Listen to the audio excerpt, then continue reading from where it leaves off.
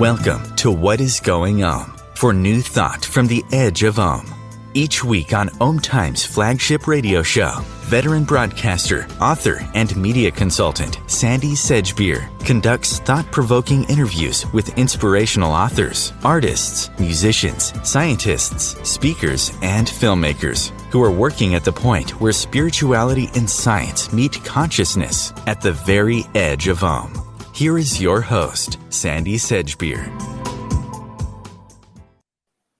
Hello. The death of a child is often described as the ultimate tragedy. Few of us could even begin to imagine the pain of such a devastating loss. And yet, every now and then, we hear an extraordinary story of a mother or a father rising like a phoenix from the ashes to carve out a new life of purpose and service to others that they may never have contemplated without the cruel loss of their child.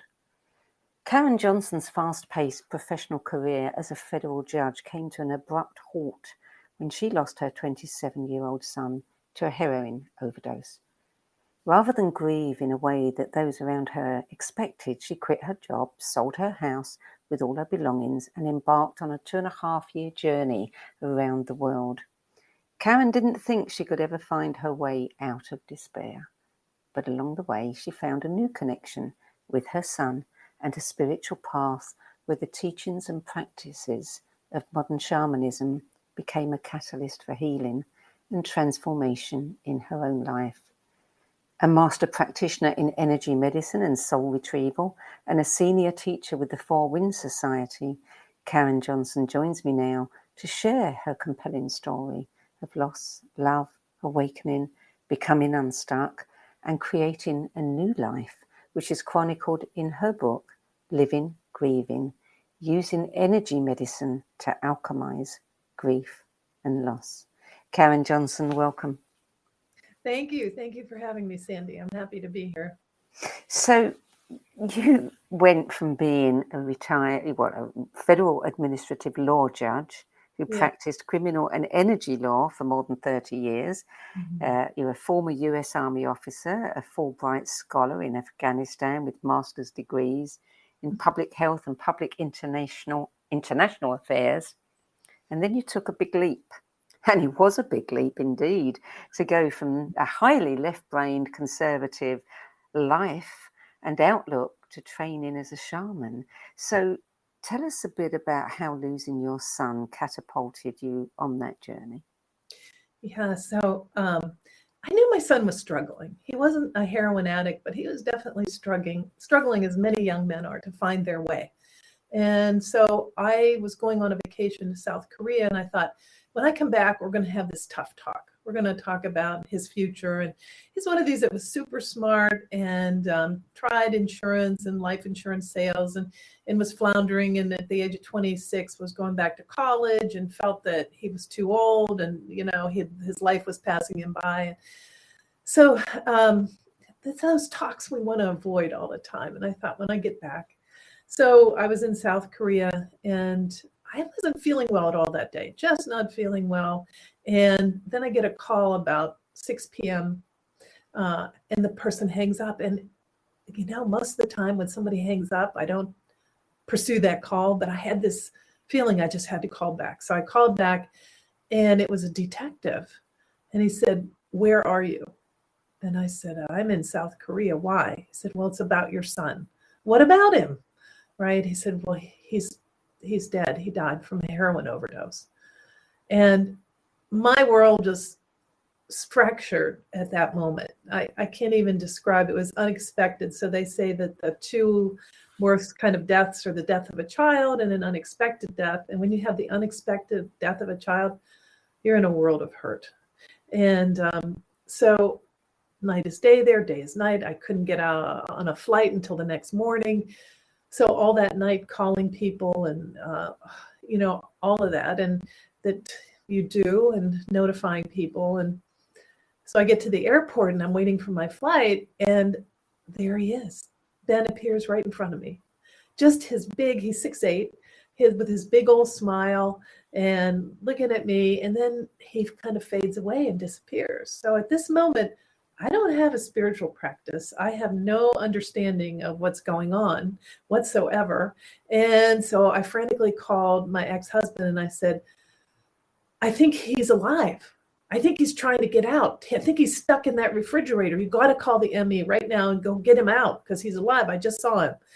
And so they all kind of catered to the hysterical mother, pretty much. And the ME said, yeah, I'm sorry. He's not alive. He's dead. And so that was the entranceway for me. Death can be a doorway. So death was the doorway into this concept of there being life after death. And before that, I had lost my parents and my grandparents. And if anybody would ask me, I would have said, alive is alive, dead is dead. That's all there is. That's where I was. And I never really found traditional religion to be particularly supportive or interesting. So, but then after that experience and then coming home and feeling Ben around me that entire week, I couldn't hear what he was saying, but I could sense him. So there's all those clairs, clairaudient, clairsentient, so I couldn't hear him, but I could sense him.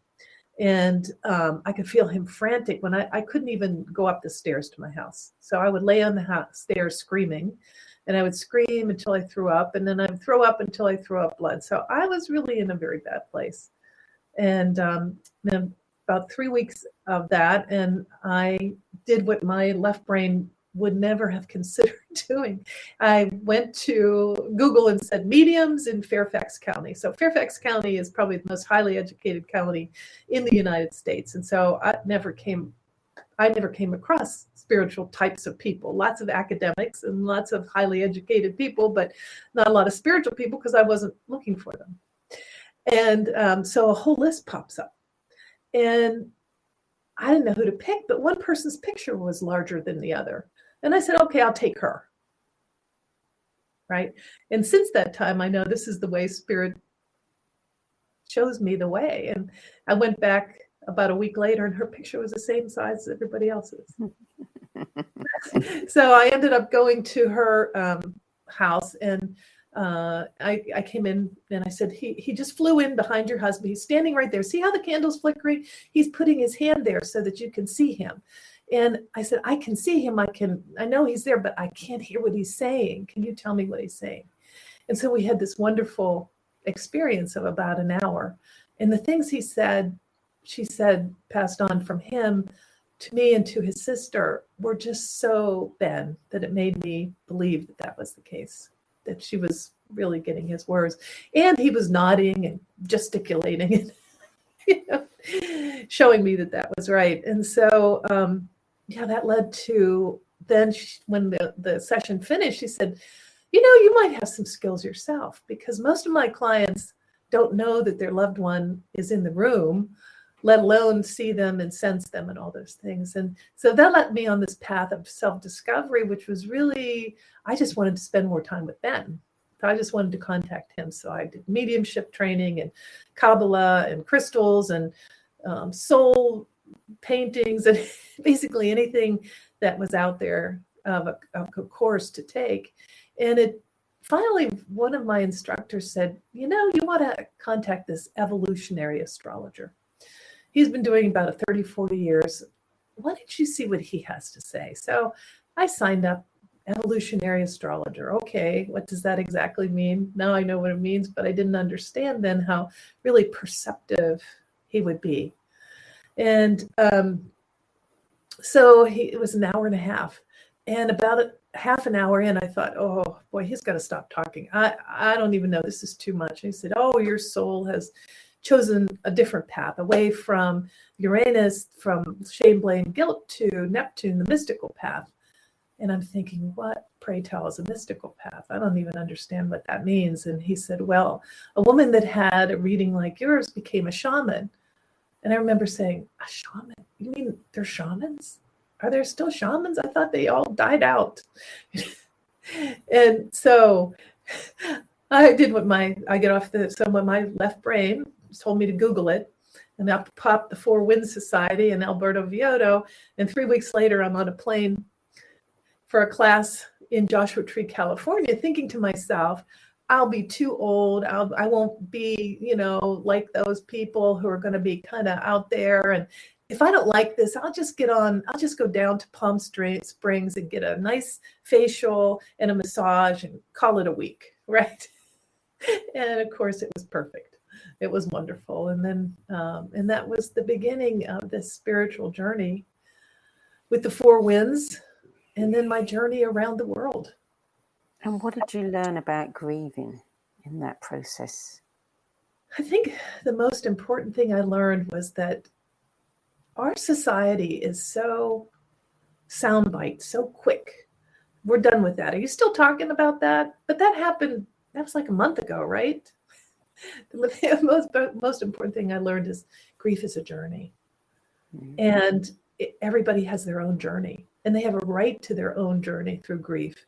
And nobody has the right to tell you it's time to move on. It's time to not talk. Let's not talk about that. That was a good one, famous one. People would say, let's not talk about that. Oh, you mean the elephant in the room? Yes, let's not talk about the elephant in the room, right? And then sometimes I would think, oh, you mean my son, Ben? That's what you don't want to talk about. So you can get either very isolated or very angry or both. Because we make people uncomfortable. We grieving people make others uncomfortable. Yeah. Yeah. Well, we're all going to experience it, at some point. And I guess there's a fear there, Yeah. So let's shy away from it. But you say that identifying grief and loss, there's a lot more to that than most people think. Tell me about that. Well, so grief and loss are really complicated, right? So they affect us at many different levels. And the journey that we take is one where we really want to get out of our reptilian brain, our everyday brains, the physical realm, because it's very heavy to shift things at the physical realm. And people will tell you, I've read all the books on grief. They told me I need to have a date and I need to go out to dinner and I need to do all these things, but I can't get there. So why? It's a question I asked myself, and that's the question I was asking Spirit is, how do we get there? How do we do these things we're supposed to tell us we're supposed to do? And so the way we get there is we get there through ceremony. Ceremony takes us out of our reptilian brain, our everyday brain, to our neocortex. And neocortex is the brain of ceremony. And at that level, things can shift like a feather blowing in the breeze instead of at the physical level. So that's why we know this ceremony is important, because when we walk into a temple or a church and they have candles, it's almost like we're lemmings. We go right over to the candle and light it and we put it down. And we know that candles and smoke take our prayers to heaven, to spirit, to whatever the universal consciousness, whatever your persuasion is, it takes them there. And so if you can sit in ceremony I always tell people to have a little pie pan and a candle, pie pan to catch the ashes, and a paper and pen. And with radical honesty, write down answers to questions like, who are you judging? Who's judging you? Oh, sometimes I found I was judging myself. Oh, and I was judging Ben. I was really uncovered the fact that I was really very angry at him. That was not supposed to happen. And that I was very unhappy that he ruined my life. So it's all about me, of course. But it's a way of, with radical honesty, when you know you're writing something down and you're going to burn it in the fire, it's gone. It's gone to spirit, God, the universe, collective consciousness, somewhere where nobody can find it. There's not going to be repercussions of somebody, your mother, your sister, your brother, finding your journal and reading it and getting angry and all those sorts of things. So this is radical honesty. Suffering. Oh gosh, non-suffering, that beautiful practice of non-suffering. What are the stories that you're telling yourself? I should have done this. I should have made them go to the doctor. I should have talked to my son sooner. I shouldn't have put him in that school. I should have put him in another. I should have. So all these would, shoulds, could that are in our mind, stirring around, putting them down on a piece of paper, and then burning it with the intention of releasing it and opening your heart to other ways. of thinking and believing and perception. So, changing our perception is, even the slightest bit changes everything. And so that's what we're doing. I've got 16 exercises in the book that take people from being stuck all the way to creating a new life out of the ashes of the old. You talk about the wondrous wisdom of grief.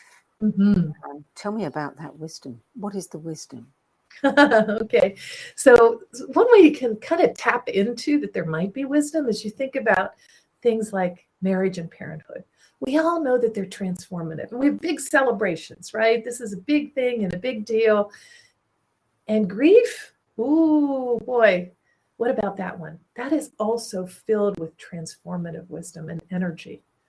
And if we can tap into that energy and that wisdom of being that grieving person whose heart is now broken open in a way that it might never have been. I mean, I know mine was. My heart was broken open to spiritual matters, to bend, to the world, to service, to meaning and purpose in a way that I might have entirely gone my whole life without touching into. And so those are the transformative qualities of grief if we allow ourselves to transform and to get out of being stuck. And sometimes that's hard because our society gets focused, Western society especially, gets focused on the concept that we have to suffer. We should show how much we loved our loved one by staying in, by wearing black, by not going out, by keeping their a room as a shrine, by all these things that maybe are a little bit antithetical to really the process.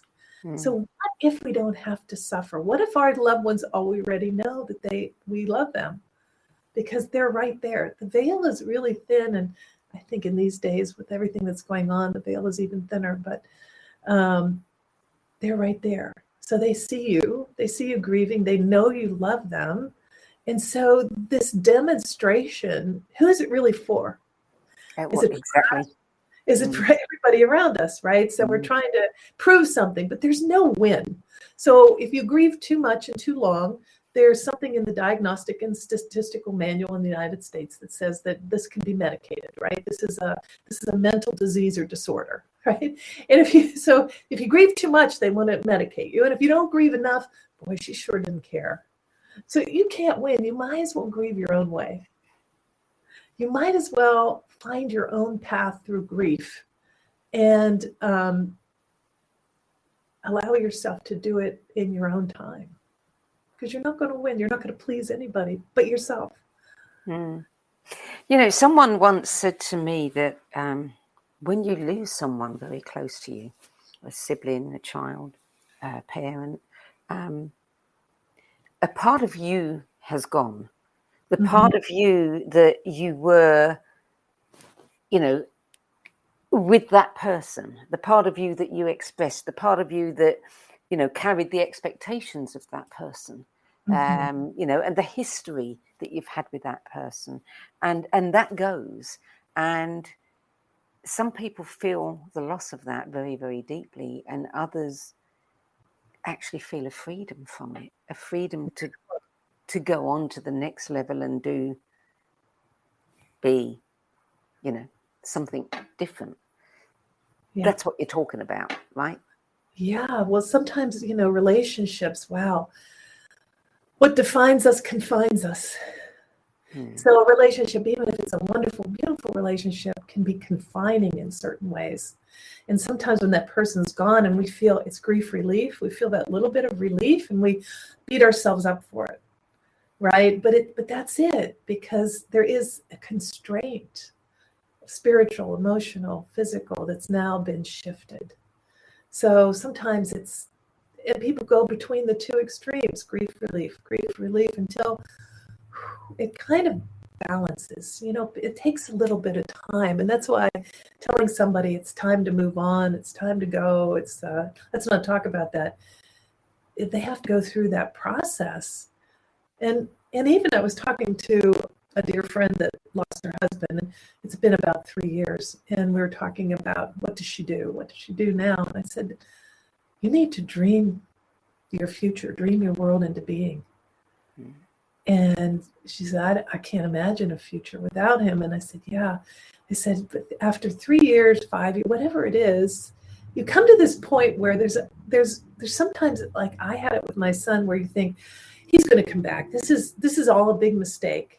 I'm sure it must be the FBI or the CIA. He's off as an operative somewhere. And all of a sudden he's going to walk in the door and say, I'm home, right? It's same thing with her husband. That this was a mistake, and she keeps waiting to hear. And it takes that process of realizing they're not coming back. And it takes us a while to get there, right? And that's an important process. It's to allow yourself to get to that space so that you can then begin to dream a life for yourself, create a new life out of the ashes of the old. You say also in the book that the act of non-doing can dramatically change one's life. What do you mean by that? So non-doing is a practice. So that most of us spend our lives filling in every waking moment with something. I have this to do and that to do, and this my to-do list today. And I even had one friend, I talk about this in the book, but I just love this.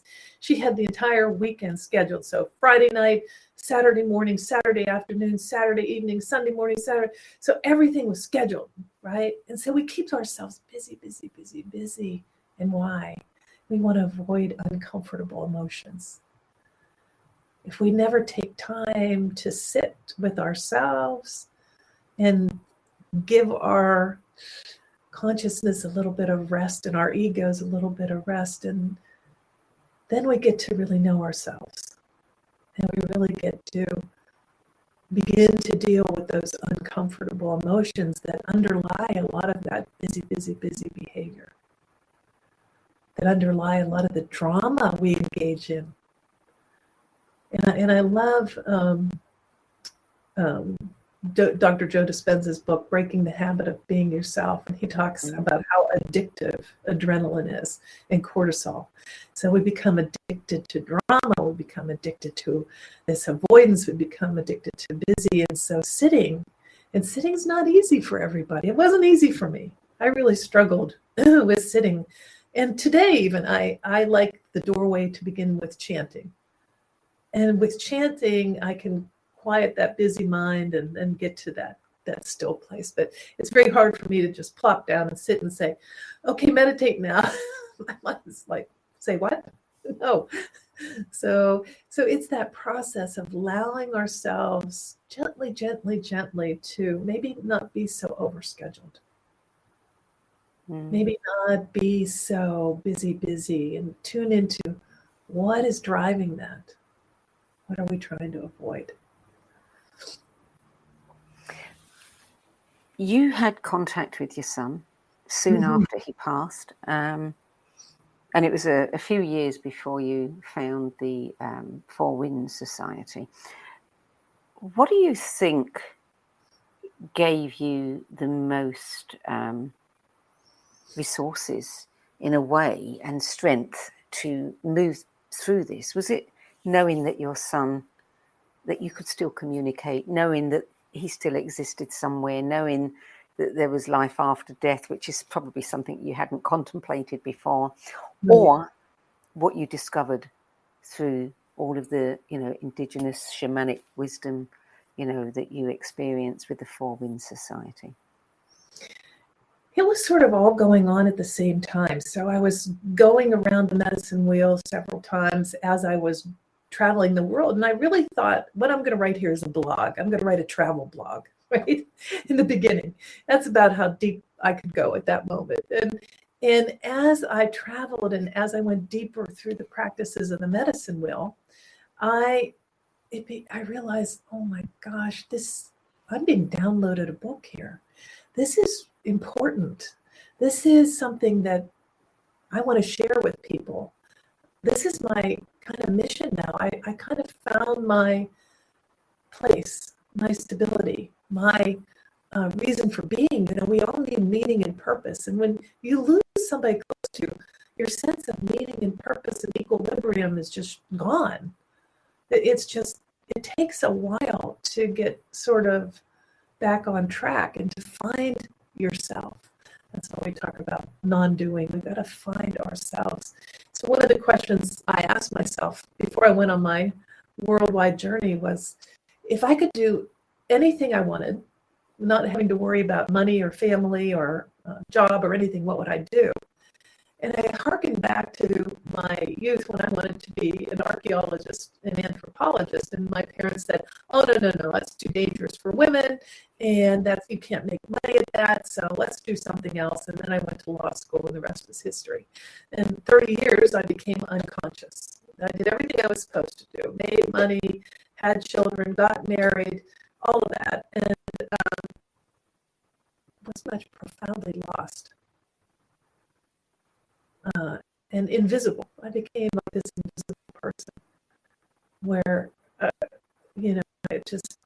my inner life was not marrying up with anything at that point. I didn't have an inner life. So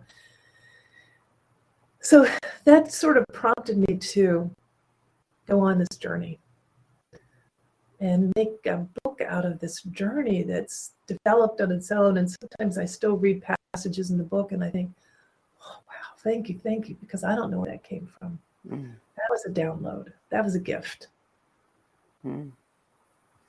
Karen, we're going to take a short break now.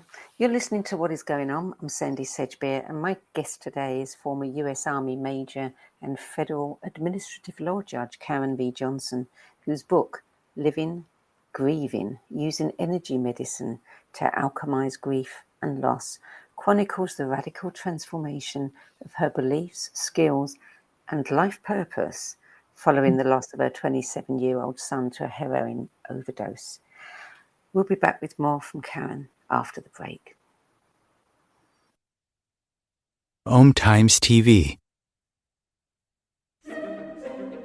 Imagine becoming a super influencer. Reinvent yourself, invest in your brand, and then manifest your success with a robust spheric approach. Om Times Media and Broadcasting offers a unique and multifaceted way to become the spiritual and conscious influencer you deserve to be by putting your message across our powerful platform with its proven record of integrity and excellence. Through our produced shows, Om Times offers the opportunity to become a social media TV personality, a radio show host, an Om Times magazine columnist, and a syndicated podcaster, all in one shot.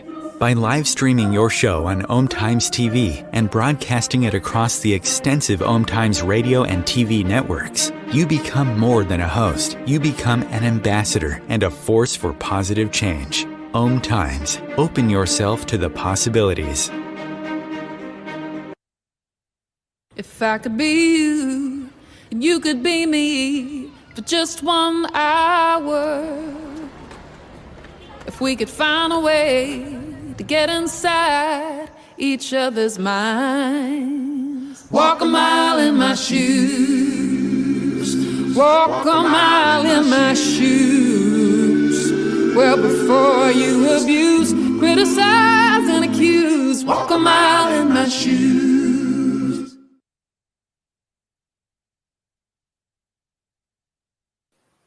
Welcome back. Karen, your book, Living Grieving, is structured around practices that are part of the Four Winds medicine wheel, as developed by Alberto.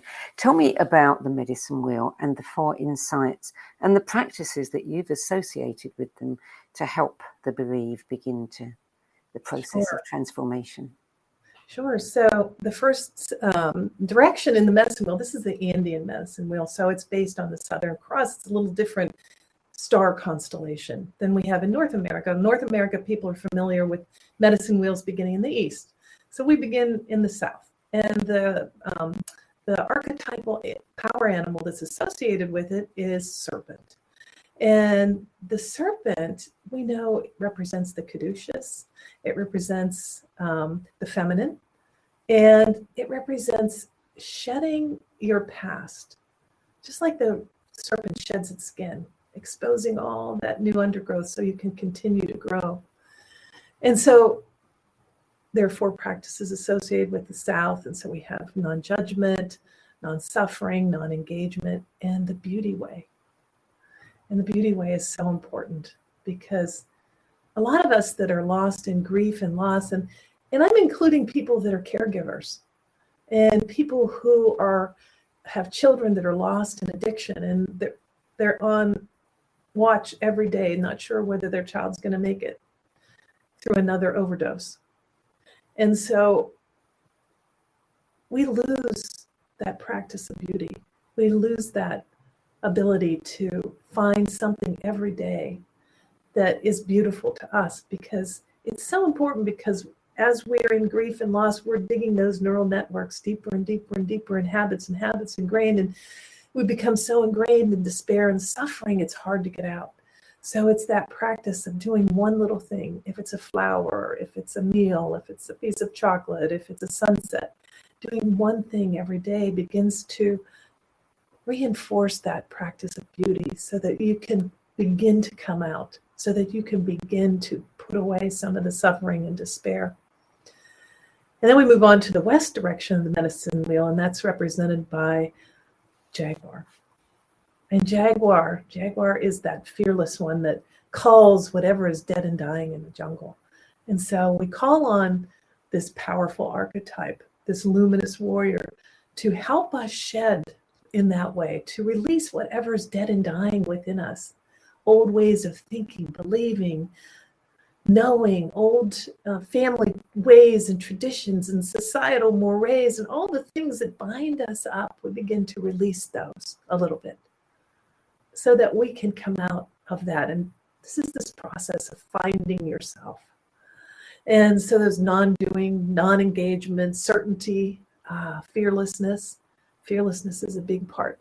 So it's like fearlessness is, for us that are grieving, it's sort of like the old story about the fireman who goes up to a burning building, high ladder up to a window, and tells the person, come on, come down the ladder. And the person says, I can't, I'm scared, I'm afraid. And the fireman says, do it scared. Wow, that's just such a priceless metaphor to me. Sometimes we just have to do things scared. If you're going to wait to not be scared and wait not to be in fear, then you can be profoundly stuck. Yeah, you say with regard to the chapter 3, which is the West direction, you're talking about not colluding with the consensual. Yeah. So it's I guess it's the restrictions, the rules, all of the things that we have been conditioned to follow.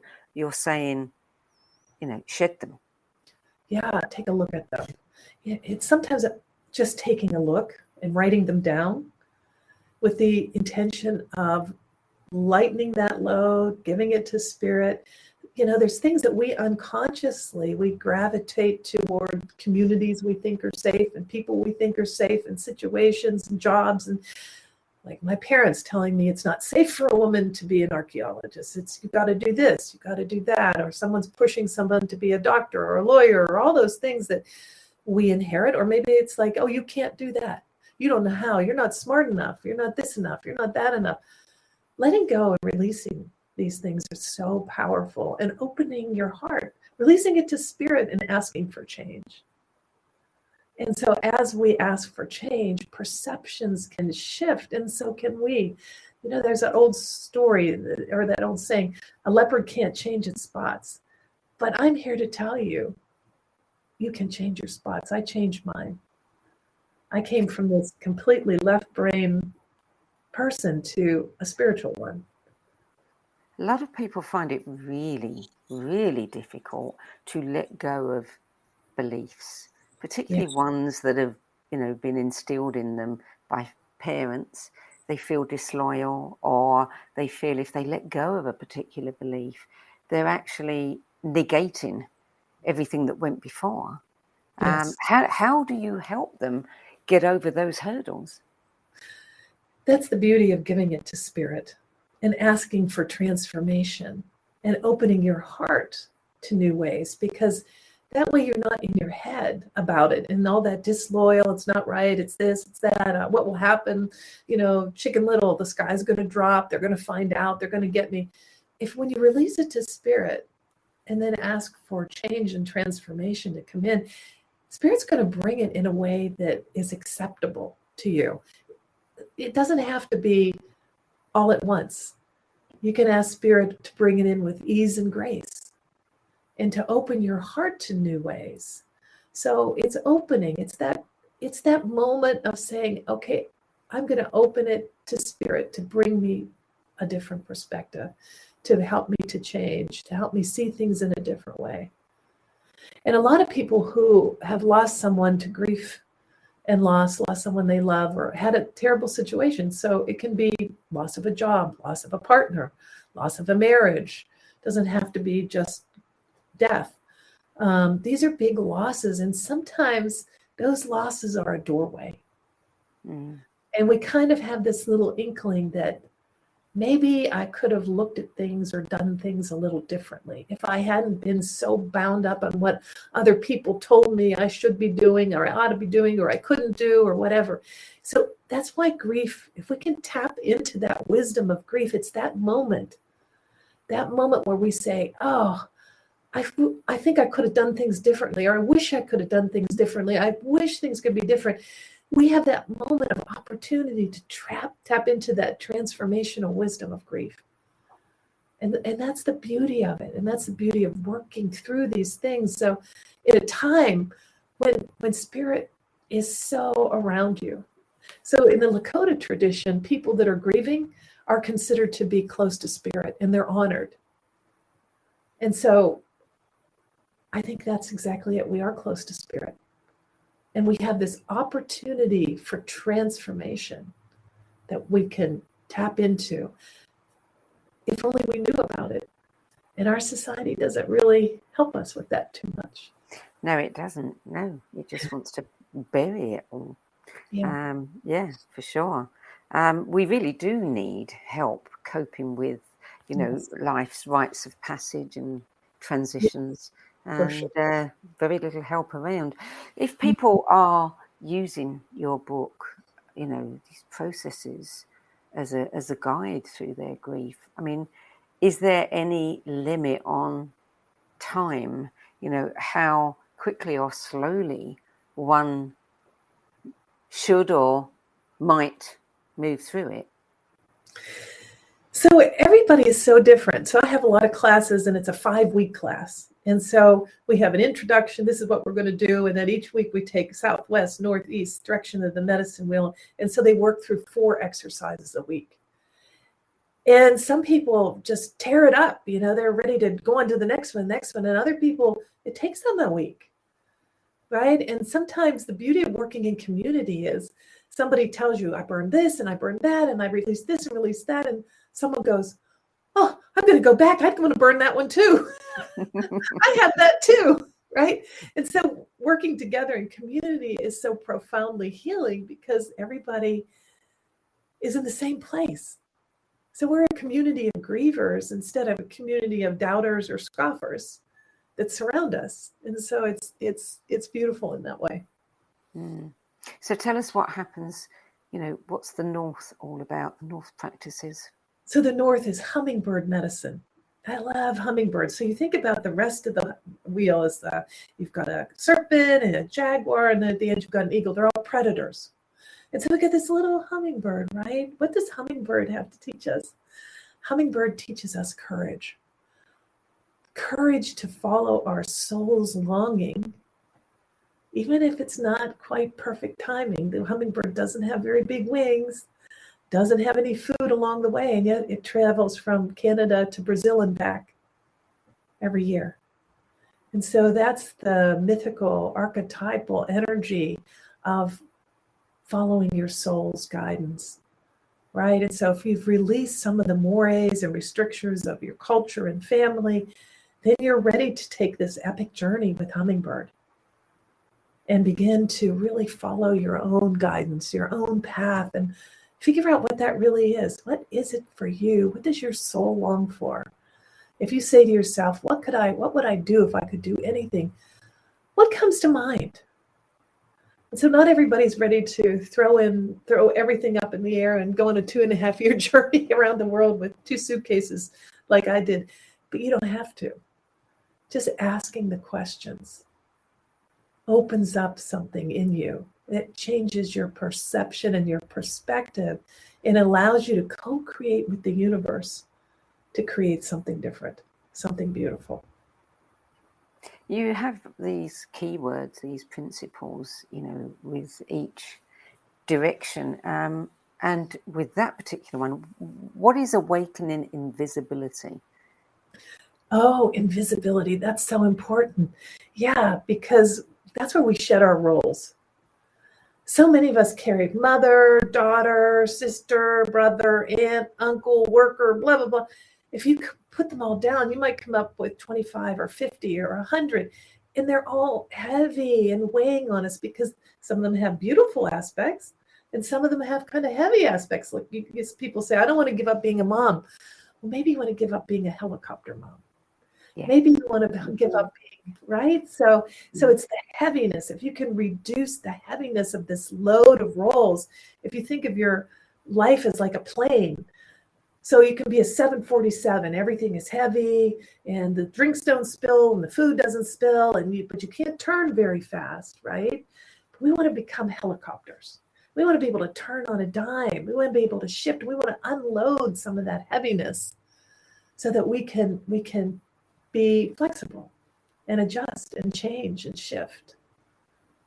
And what about the East? So the East direction, okay, that's the realm of eagle, the archetype of eagle. So eagle flies high, wingtip to wingtip with great spirit. Eagle's the only bird that flies high over all the storms looking for a clearing and never gets caught up in a storm. It's always up there looking for a clearing. So we want to be like that. We want to fly with great spirit. We want to fly wingtip to wingtip. We want to find our way over those storms of life, but yet always see the big picture and the smallest mouse in the forest.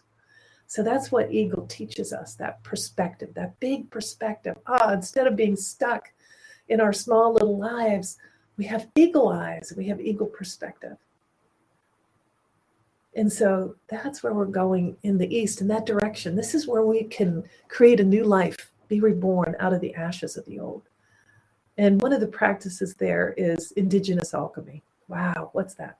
So Indigenous is native or inherent, and alchemy is desire for change. So what if we as humans are hardwired for change? What if that's what we seek? That's what we're supposed to seek, that we're hardwired for shifting and changing and being that helicopter. And as we remain stuck in our grief and loss, we carry that heavy, heavy energy. And when that energy doesn't shift, it manifests often in illness. So in my clients, if someone's got cancer, autoimmune, many diseases, if I go back far enough, they've got some kind of unresolved grief or loss. And being able to work with that allows them to shift their life. We don't cure, we heal. I can't say that we cure cancer or we cure autoimmune, although that happens spontaneously and unexpectedly. But healing those wounds and really grieving losses, people lose a parent very young and people want to protect them, so they don't tell them all the circumstances. They want to keep them in the dark, and that keeping people in the dark can have profound effects.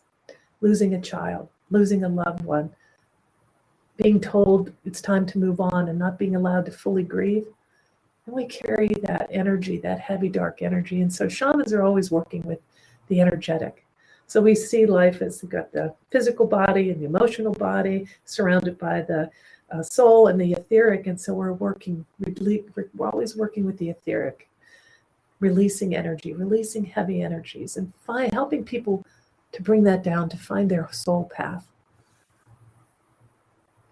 It's an interesting thing about change. I mean, you said that, we're hardwired for it. And of course we must be, because we're changing constantly. However, it seems to be the biggest challenge that many people have is, everybody fears change. everybody seems to think that change is going to be bad. You're right. New people embrace it as, oh, wow, a door, as you say, an opportunity. It's got to be bad. Can't be good.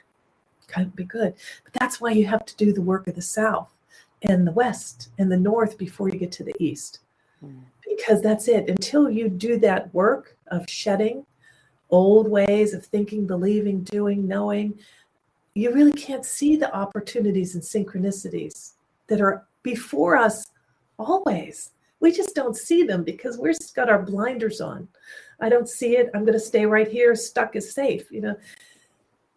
Familiarity is not our friend. It keeps us small. It keeps us safe. It puts us in our fear box, right? And so when you try something different, the fear box goes, no, don't do it. Don't do it. Not safe, not safe. You're just going to ruin your life. You're going to do it. And if you ever notice, as soon as you take the first step, it kind of falls away. But it's taking those steps. But we can't just get to the end before going through the beginning. We have to go through these processes. So before people get to the East, they've got 12 practices to work through that will help them become lighter and lighter. So when they get there, they're ready. They're ready for shifts. They're ready then to say, okay, what can I do? How can I create a new life that honors my loved one, right? So some people say, I don't want to create a new life and have my loved one think I don't care. And here I am out, partying and this and that, like there's nothing happened. That's not the point. The point is how can you create a new life that honors your loved one? And everybody's answer will be different. Some people will, I had someone who donated a lot of money to Narcan to make sure all the firefighters and police had Narcan, and it created a little foundation. So, it can be a foundation for anything. People get very involved in Compassionate Friends. Compassionate Friends is a fantastic group for people that have lost children. There's so many beautiful organizations. So people get involved, begin to become involved, begin to use their grief to help others. It seems so practical and so essential. It's really hard to believe that it is not available to everyone. There should be, everybody should be able to have access to something like this. Yeah. It's hard. It's just not part of our cultural roots. So we don't know about it. We don't think about it that way. And we've been schooled to think that grief has to look a certain way, and it's always heavy and it's always dark. And maybe what if we shifted that even and celebrated grief? Yeah. There is no rule book for grief. No. I lost my sister a year ago after a horrible illness, and I didn't know what I was supposed to feel for such a long time. And then you start second guessing yourself. Well, right. I should feel something. I should feel this, or I should feel that, or what's wrong with me, or it's it would be very. I wish I'd had your book then, because it certainly would have helped me, move through it with less, regret and And guilt. sometimes just allowing yourself to be numb. Right. And a year is really not that long. No, you're still in that process. And that's okay. Right. And you still have a ways to go. And so a lot of times people are like, oh, a year, I should be over this by now. Right. Yeah. No. Yeah. And even all the work I've done and writing the book and being a shaman, everything, I still got knocked over by grief at the 5-year mark. Oh, sure. It was like I was just completely knocked out. So we get waves of grief. The difference is instead of being completely in despair and hopelessness, I realize I'm going to always miss my son. I'm going to miss him being there. I'm going to miss talking to him. I'm going to miss all that. And it hurts. It's painful. None of these practices will get rid of pain. But what they get rid of is that ruminating, that mind that is in shame, blame, guilt, all those things. So we can release all of that. And what we are left with is the pain. And so, sometimes we're going to get knocked over with pain, but not with suffering. if that makes sense. Do you still communicate with your son? Yes. You do. We work together. Yeah.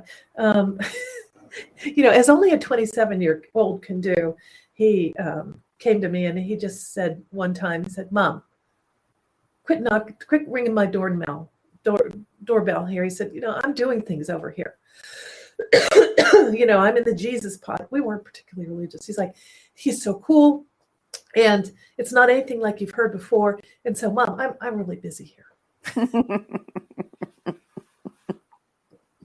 But for a mother, that's what I want to pass on to all the other grieving parents. Your children are not in eternal slumber. They're not miserable. They're happy.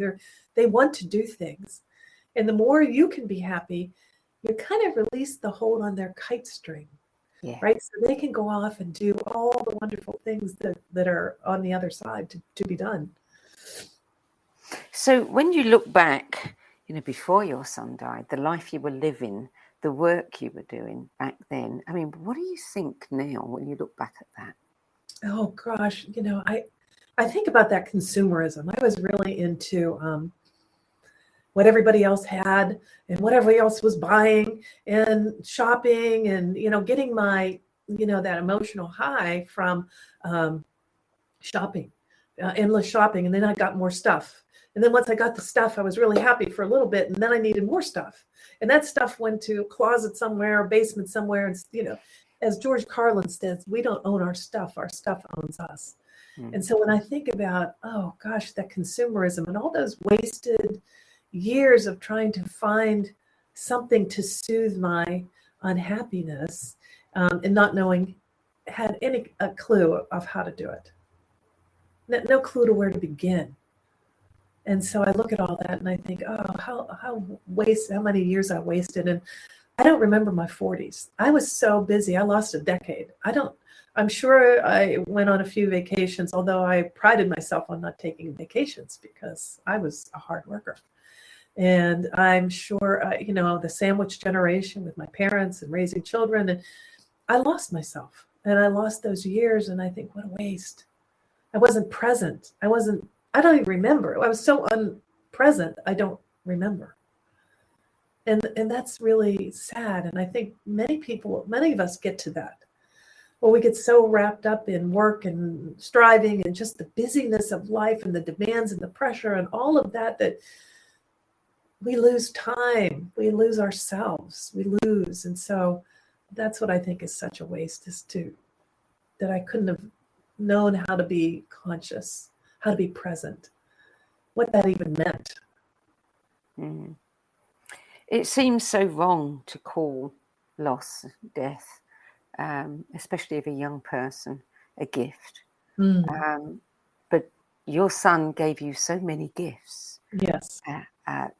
Gave you back yourself. Yes. Yeah. Yeah. So I had this, someone said that his soul had some kind of cosmic tea party before we came in, and then that's what we were going to do. He was going to go so that I could become spiritually aware.